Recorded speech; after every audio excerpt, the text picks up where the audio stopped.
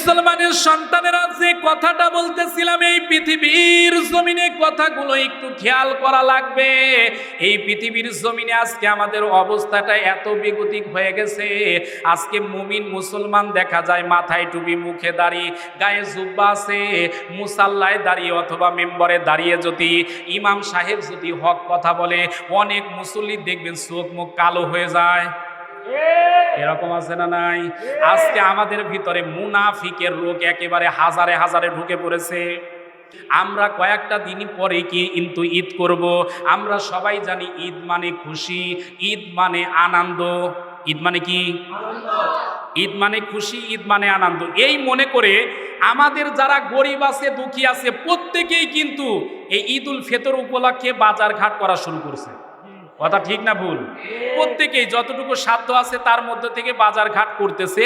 এভাবেই কিন্তু আমরা ঈদের দিন ইনশাল্লাহ আনন্দ করব। কিন্তু ওমরে ফারুকের মতো মানুষ, অর্ধজাহানের যিনি প্রেসিডেন্ট, এই মানুষটার ঈদ কেমন ছিল আর আমাদের ঈদ কেমন, একটু চিন্তা করা দরকার, একটু গবেষণা করা দরকার। আপনার যদি বলা হয় ঈদের প্রস্তুতি কেমন, বলবে হুজুর এই বছরে নিউ মার্কেটে ঈদ উপলক্ষে 3 বার গিয়েছিলাম, আরো সময় আছে, আরো 10 দিন কম পক্ষে যাব। এরকম লোক আছে না নাই?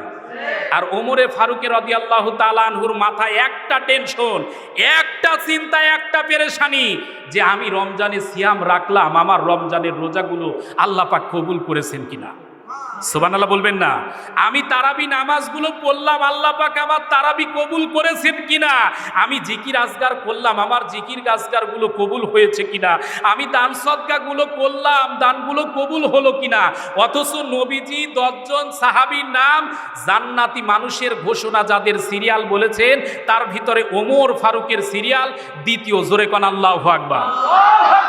তাহলে জান্নাতি মানুষ যিনি, নবী দুনিয়া থেকেই বলেছেন, এমন একজন সাহাবী যদি দুনিয়া থেকে যদি এত পেরেশান হয় জান্নাতের জন্য জাহান্নামের জন্য, আমাদেরও জান্নাতের জন্য জাহান্নামের জন্য পেরেশান হওয়া দরকার আছে না? এ মুসলমানের সন্তানেরা, যে কথাটা বলতেছিলাম, হযরতে ওমর ফারুক রাদিয়াল্লাহু তাআলা আনহু মুসলিম জাহানের খলিফা। একদিকে তিনি অর্ধজাহানের খলিফা, অন্যদিকে তিনি ঈদ মাঠের ইমাম। ঈদের দিন সকল সাহাবী তাদের সৌন্দর্য দিয়ে গোসল করার পর নতুন জামা কাপড় পরে, সাধ্যের ভিতরে নতুন কাপড়গুলো পরে সন্তানদেরকে নিয়ে যখন ঈদ মাঠের দিকে আগায়, ঈদের মাঠে মুসল্লিগুলো আসার পর দেখতেছে মুসল্লি আছে কিন্তু ইমামের মুসাল্লা, ইমাম সাহেব নাই। সাহাবীরা আমাদের মতো কিন্তু সাধারণ মানুষ ছিল না, তারা ছিল এক একজন আল্লাহর নবীর সাহাবী। চিন্তা করে যে মানুষ আমাদের আজকের ইমামতি করবে সেই ইমাম কোথায়। কিছু সংখ্যক সাহাবী হযরতে ওমর ফারুকের বাড়িতে চলে গেল। বাড়ির কাছে যতই অগ্রসর হচ্ছে, চিন্তা করে আর দেখতেছে 2 কানে যেন আওয়াজ আসতেছে, ওমর ফারুকের বাড়ি থেকে কান্নার কন্দনের রোল যেন ভেসে ভেসে আসতেছে। সাহাবীরা পেরেশানের ভিতরে পড়ে গেল, টেনশনের ভিতরে পড়ে গেল। ব্যাপার কি, ব্যাপার কি, কি কারণ হলো? ওমরের বাড়ি থেকে কান্নার আওয়াজ আসে কেন? ঈদের দিনে কি কেউ মারা গেল নাকি? হযরতে ওমর ফারুক রাদিয়াল্লাহু তাআলা আনহুর বাড়ির সামনে যাওয়ার পর, দরজার ভিতরে কড়া নাগাদ দেওয়ার পর সালাম দিয়ে ডাক দিয়ে বলে, ভাইজান বাড়িতে আছেন নাকি? বাড়ির ভিতর থেকে কোনো আওয়াজ নাই, শুধু কান্না আর কান্না। এক সময় হযরতে ওমর ফারুক রাদিয়াল্লাহু তাআলা আনহু সালামের জবাব দিয়ে বাহির হয়ে আসলেন। সাহাবীরা ডাক দিয়ে বলে, হযরতে ওমর আপনি মাঠে যাবেন, আপনার পিছনে আমরা নামাজ পড়ব ঈদের, এই আশায় সাহাবীরা মাঠে বসে আছে। কিন্তু আপনি বাড়িতে দরজা লাগাই দিয়ে কান্দেন কেন? বাড়িতে কি কেউ মারা গেল নাকি? কি কোনো অসুবিধা? হযরতে ওমর ফারুক রাদিয়াল্লাহু তাআলা আনহু 2 চোখের পানি ফেলে দিয়ে কান্দে আর ডাক দিয়ে বলে, সাহাবীরা রে, আমি কান্দি এই জন্য আমার রোজা কবুল হয়েছে কিনা আমি এখনো জানি না, আমার ইবাদত বন্দেগী এখনো কবুল হয়েছে কিনা আমি এখনো জানি না। আমি এখনো পেরেশানের ভিতরে আছি, আমার ইবাদত বন্দিগি কবুল হয়েছে কিনা আমার আল্লাহ আমার এখনো জানাই নাই, এই জন্য আমি পেরেশানের ভিতরে আছি। ও সাহাবীরা রে, এই জন্য আমি কিছু সময় আমার আল্লাহর জন্য কান্নাকাটি করতেছি, কারণ আমার মালিক কোরআনে কারিমার ভিতরে বলেছেন ফালিয়াদহাকু কলিলাও ওয়ালিয়াবকু কাসীরা। জোরে বলুন আল্লাহু আকবার। আল্লাহ রাব্বুল আলামিন পবিত্র কোরআনে কারিমার সূরা তাওবা 9 নম্বর সূরা 10 নম্বর পারার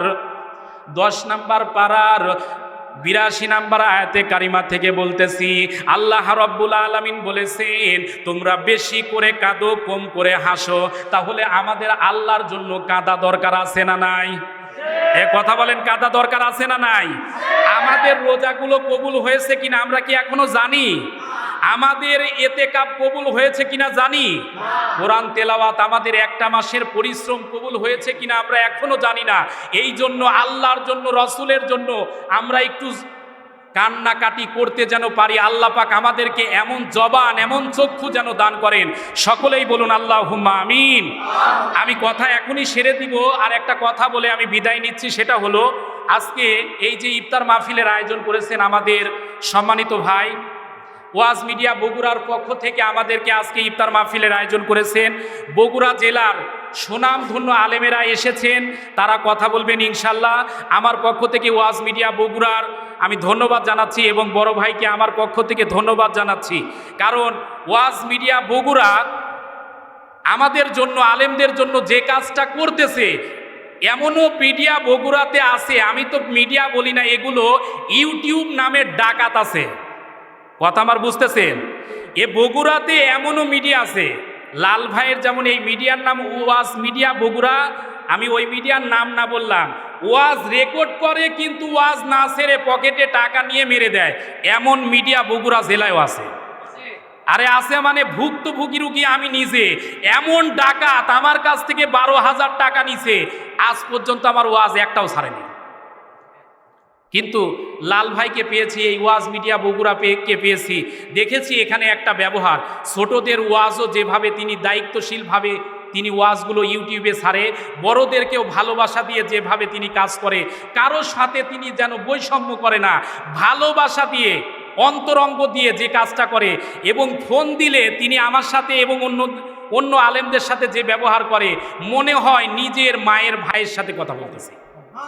এজন্য আমরা দোয়া করব, আল্লাহ পাক আমাদের এই ভাইজানের নেক হায়াতে তাইয়্যেবা দারাজ করুন, তার পরিবারকে আল্লাহ কবুল করুন। তার বাবা এখনো জীবিত আছে, আল্লাহ পাক তার পরিবারটাকে জান্নাতি হিসেবে কবুল করুন।